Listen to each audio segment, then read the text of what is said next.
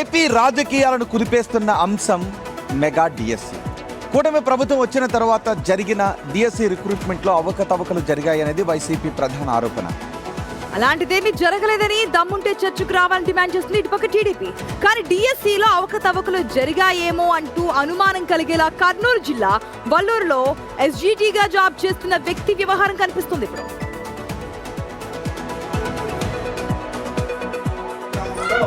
ఎస్జీటీగా పనిచేస్తున్నాను Mbps new Valluru స్కూల్లో. అలాగే నేను లాస్ట్ ఇయర్ మెగా డిఎస్సి ద్వారా 2025లో అక్టోబర్ 12వ తారీఖు ఇక్కడ జాయిన్ కావడం జరిగింది. చూశారుగా, ప్రభాకర్ అనే వ్యక్తికి మెగా డిఎస్సి రిక్రూట్మెంట్లో స్పోర్ట్స్ కోటాలో ఎస్జీటీ ఉద్యోగం వచ్చిందని చెప్తున్నాడు. కానీ ఆ ఎడ్యుకేషన్ సర్టిఫికెట్లు, ఆయన సమాధానాలు నిజంగానే ఆయన కష్టపడే ఉద్యోగాన్ని సంపాదించాడా అనే అనుమానించేలా ఉన్నాయి. స్పోర్ట్స్ కోటాలో ఎస్జీటీ ఉద్యోగం రావాలంటే డిఎస్సికి అప్లై చేయాల్సిన అవసరం లేదు. డిఎడ్ టెట్ మాత్రం ఖచ్చితంగా క్వాలిఫై అవ్వాలి. జివో నెంబర్ 15 ఇదే విషయం చెబుతోంది కూడా. ప్రభాకర్ కేవలం డిఎడ్ మాత్రమే చేశాడు.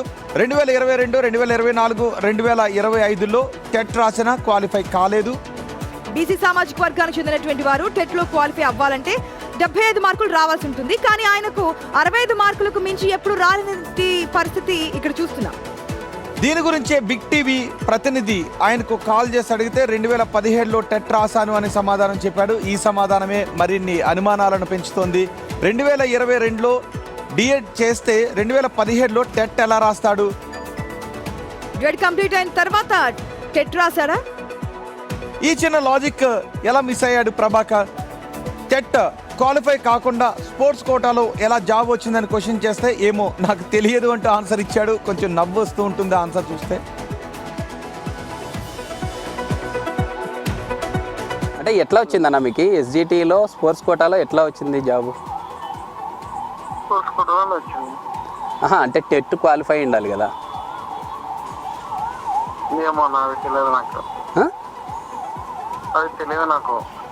ఏందన్నా అంత మాట అంటావు? ఒక టీచర్గా జాబ్ చేస్తూ ఉన్నావు, తెలియదని లైట్గా తీసుకుంటావు అంటే కాదు. టీచర్గా జాబ్ చేస్తున్న వ్యక్తికి జాబ్ ఎలా వచ్చిందని అడిగితే తెలీదు అని చెప్పడం కొంత హాస్యాస్పదంగా అనిపిస్తుంది కదా. 2025 అక్టోబర్లోనే జాబ్లో చేరిన తర్వాత 2025 డిసెంబర్లో మళ్ళీ టెట్ రాశాడు ప్రభాకర్. అలా ఎందుకు రాయాల్సి వచ్చింది అనేది ఇప్పుడు అనుమానంగా కనిపిస్తోంది. ఇప్పటికే ఏపీలో మెగా డిఎస్సి పై గందరగోళం ఏ స్థాయిలో ఉందో మనందరికీ తెలిసిందే. చాలా ఆరోపణలు వస్తున్నాయి, అనుమానాలు కూడా కనిపిస్తున్నాయి. ఆ అనుమానాలను పెంచాలా ఇప్పుడు ప్రభాకర్ ఇష్యూ తెర మీదకి వచ్చింది. మరింత సమాచారం మా ప్రతినిధి శ్రీరామ్ అందిస్తారు. శ్రీరామ్, ఏంటి నాకు తెలియదు అని చెప్తున్నాడు, అసలు తనకు జాబ్ ఎలా వచ్చింది? తర్వాత ఆ కాల్ తర్వాత ఏం చెప్తున్నాడు? రోహిత్, ఇటీవల కాలంలో ఏపీలో మెగా డిఎస్సి చుట్టే పొలిటికల్ వార్ నడిచిన విషయం మనకు తెలిసిందే. 19వ తేదీ 4వ నెల 2025లో జీవో నంబర్ 15ను ప్రభుత్వం తీసుకొచ్చింది. 20వ తేదీ 16,000 పోస్టులతో మెగా డిఎస్సి పోస్టులు భర్తీ చేయాలంటూ నోటిఫికేషన్ రిలీజ్ చేసింది. అయితే స్పోర్ట్స్ కోటాలో ఒక అభ్యర్థికి ఉద్యోగం ఇవ్వాలంటే ఉన్నటువంటి ఎస్జిటి సంబంధించినటువంటి దానికి సంబంధించిన ప్రొఫార్మా ఏ విధంగా ఉంటుందంటే మనం ఒకసారి అబ్జర్వ్ చేసినట్లయితే మొదట ఏదైతే డైట్ అంటే డిప్లొమా ఇన్ ఎలిమెంటరీ ఎడ్యుకేషన్ అనే సర్టిఫికేట్తో పాటు టెట్ కంపల్సరీ క్వాలిఫై ఉండాలి అనేది సుప్రీంకోర్టు గైడ్లైన్స్లోనే క్లియర్గా ఉంటుంది. ఎందుకంటే స్పోర్ట్స్ కోటాలో జివో నెంబర్ 15 ద్వారా దాదాపు 3% పోస్టులు ఏపీలో మెగా డిఎస్సి పోస్టులు భర్తీ చేశారు. కానీ ఎస్జిటి అంటే సెకండరీ గ్రేడ్ టీచర్గా విధులు నిర్వహించాలంటే ఖచ్చితంగా పిల్లలకు పాఠాలు చెప్పాల్సిన అవసరం ఉంటుంది. అందుకు సుప్రీంకోర్టు కూడా గతంలో అనేక రకాల జడ్జిమెంట్లో టెట్ అనేది కంపల్సరీ మ్యాండేటరీగా చేసిన విషయం మనకు తెలిసింది. అయితే కర్నూలు జిల్లా వల్లూరు విలేజ్లో ప్రభాకర్ ఎస్జిటి టీచర్గా వర్క్ చేస్తున్నారు. అతను సబ్మిట్ చేసినటువంటి ఆ సర్టిఫికేట్స్ బిగ్ టీవీ చేతికి వచ్చాయి. బిగ్ టీవీ ప్రశ్నించింది, మీరు ఏ ఇయర్లో టెట్ పాస్ అయ్యారని అడిగితే 2017లో నేను టెట్ క్వాలిఫై అయ్యాయని చెప్తున్నారు. కానీ వాస్తవంగా ప్రభాకర్ టెట్ 2022లో పూర్తయినట్లు మన దగ్గర ఎవిడెన్సెస్ కూడా ఉన్నాయి. అసలు మెగా డిఎస్సిలో ఇలాంటి ప్రభాకర్ లాంటి ఎవరైతే ఈ నకిలీ సంబంధిత సర్టిఫికేట్స్ పెట్టారా, లేకుంటే ప్రభాకర్ సంబంధించినటువంటి ఇష్యూలో ఏం జరిగిందనే సస్పెన్షన్ నెలకొంది. ప్రభాకర్ లాంటి టీచర్స్ ఎంతమంది ఉన్నారు? ఎందుకంటే ఇటీవల కాలంలో శ్రీరామ్, ఇప్పుడు విద్యాశాఖ అధికారులు అతని దగ్గరికి వెళ్ళి మళ్ళీ ఎంక్వైరీ చేసే అవకాశం ఉందా? ఎస్ రోహిత్, ఖచ్చితంగా. ఎందుకంటే ఎస్జిటి టీచర్గా అతను అక్కడ రిక్రూట్ కావాలంటే తప్పనిసరిగా అంటే టీటీసీతో పాటు ఏదైతే టెట్ ఉందో ప్రైమరీ సంబంధించినటువంటి ఎడ్యుకేషన్ క్వాలిఫికేషన్ ఈ రెండు ఉంటే ఖచ్చితంగా తీసుకోవాలి. ఎందుకంటే ఒక ఎస్జిటిలో స్పోర్ట్స్ కోటాలో ఉద్యోగం రావాలంటే డిఎస్సికి అప్లై చేయాల్సిన అవసరం లేదనే నిబంధన ప్రభుత్వం పెట్టింది. వారంతా కూడా డిఎస్సికి అప్లై చేయకుండానే ఈ ప్రభుత్వ ఉద్యోగాలు ఇచ్చారు. సరే, ఒకవేళ ఉద్యోగాలు ఇస్తే ఎడ్యుకేషన్ సంబంధించిన క్వాలిఫికేషన్ కూడా కరెక్ట్గా లేవు. అలాంటి పర్సన్కి ఎందుకు ఇచ్చారు?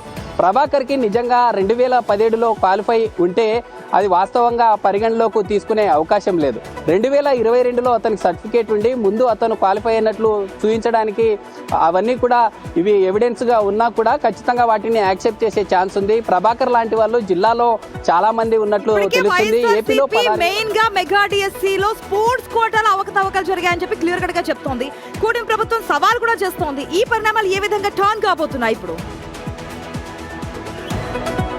ఎస్ ఆశా, ఎందుకంటే ఖచ్చితంగా ఇప్పటికే రెండు పార్టీల మధ్య జరుగుతున్నటువంటి ఈ పొలిటికల్ వార్ ఏదైతే ఉందో 16,000 పోస్టులలో అత్యధికంగా కర్నూలు జిల్లాలో 1,600 పోస్టులను భర్తీ చేశారు.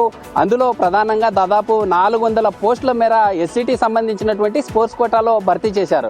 నిజంగా వారికి క్వాలిఫికేషన్ లేకుండా కూడా ఉద్యోగాల్లో చేరారు. ఈ వివాదం అంతా కూడా బిగ్ టీవీకి ఇతరుల ద్వారా సమాచారం వచ్చింది. ఎందుకంటే ప్రభాకర్ గౌడ్ అక్కడ ఏదైతే స్కూల్లో విధులు నిర్వహిస్తున్నారో కనీస క్వాలిఫికేషన్ లేకుండా అక్కడ విధుల్లో కొంత వారి యొక్క ప్రవర్తనలో డిఫరెంట్ మార్పులు ఉండడంతోనే మనకి పక్కా సమాచారంతో చెప్పడం జరిగింది. మనం కూడా అతన్ని అన్ని ఆధారాలను క్వశ్చన్కి నాకు తెలియదు ఏమో అన్న గుర్తులేదు అని చెప్పడం ఏంటి? ఆయనకి జాబ్ ఎలా వచ్చిందో కూడా గుర్తులేదు.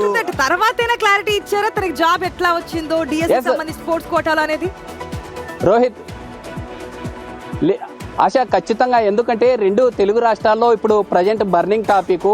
ఎందుకంటే ఒక టీచర్గా విధులు నిర్వహిస్తున్నటువంటి ప్రభాకర్ గౌడ్ ఎవరైతే ఉన్నారో ఖచ్చితంగా తమకు ఉద్యోగం ఎలా వచ్చిందని అడిగితే ఏ వ్యక్తికైనా ఖచ్చితంగా చెప్పే ఛాన్స్ అంటే చెప్పాల్సిన బాధ్యత అతనిపై ఉంటుంది. అంటే ఫోర్త్ ఎస్టేట్ మీడియాగా మనం అడుగుతున్న సమయంలోనే 2 రకాల తప్పుడు ఆన్సర్లు చెప్పారు. 2017లో టెట్ క్వాలిఫై అయ్యామంటూ చెప్తున్నారు. 2025 12లో మీరు టెట్ మరోసారి ఉద్యోగం వచ్చిన 3 నెలల తర్వాత టెట్ ఎందుకు రాయాల్సి వచ్చిందని నేను స్వయంగా అడగడంతో నేను టెట్ మార్కులు పెంచుకోవడానికని హాస్యాస్పదంగా చెప్తున్నారు. నీకు ఉద్యోగం ఎందుకు వచ్చిందంటే చాలా సింపుల్ గా దాన్ని డిగ్రేడ్ చేసేటటువంటి ప్రయత్నం చేస్తా ఉన్నారు. పెంచుకోవడానికి నేను మళ్ళీ బెటర్మెంట్ రాశాను అని అనే విధంగా చాలా హాస్యాస్పదంగా ఉంది. సో విద్యాశాఖ అధికారులు దీనిపైన కాన్సన్ట్రేషన్ చేయాల్సిన అవసరం ఉంది. ఇప్పటికే ఏపీలో ప్రతిపక్షాలు విమర్శిస్తూ ఉన్నాయి.